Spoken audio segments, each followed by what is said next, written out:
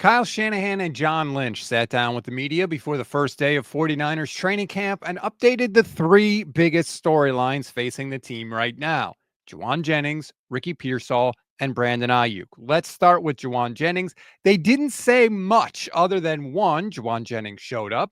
Two, he has taken his physical. And three, they expect him to be out on the field with the team when practices begin later today.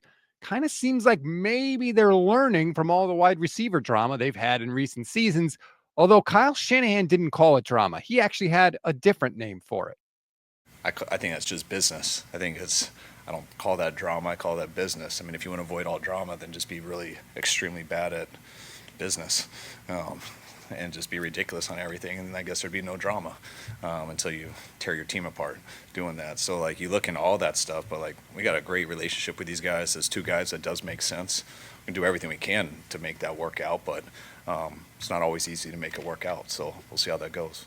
Both Shanahan and Lynch said that Jauan has not requested a trade, at least not yet. When it comes to Ricky Pearsall, I think he's going to be back out on the field. We got good news, kind of. Here were Kyle's thoughts. Ricky had a bad hamstring in OTAs. I mean, not real bad, a normal one.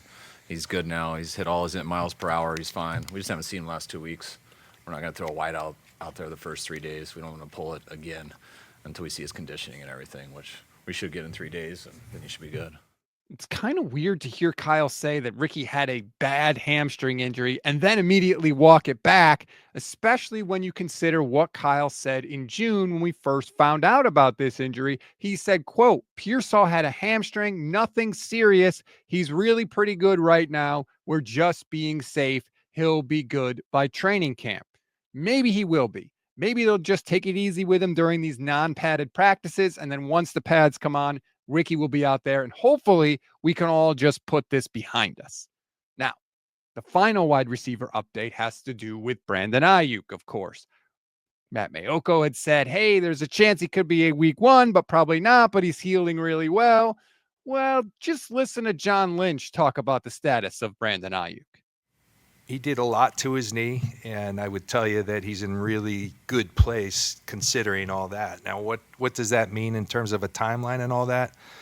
We're continuing to assess and get information. He did a lot of his rehab away from here, and so, I think when you get these guys back, there's all kinds of objective measurements that you want to do. And so he'll be working on his rehab and with our guys, and I think we're encouraged on where he's at. But not anywhere close to having a set-in-stone timeline. This shouldn't be surprising considering when BA had the injury. Kyle would actually go on to say later in the press conference that all the guys dealing with ACL issues, that's Brandon Aiyuk, that's Curtis Rourke, and that's Malik Mustafa, they're all kind of in the same boat. And Kyle said, hopefully they'll all be back in the first half of 2025. We always give you one thing to read, one thing to watch, and one thing you might have missed. One thing to read on this Wednesday. Eric Branch's season predictions are out. They're always very interesting. Doesn't hit on all of them, of course, but if you want to read them, I'll put the link in the description.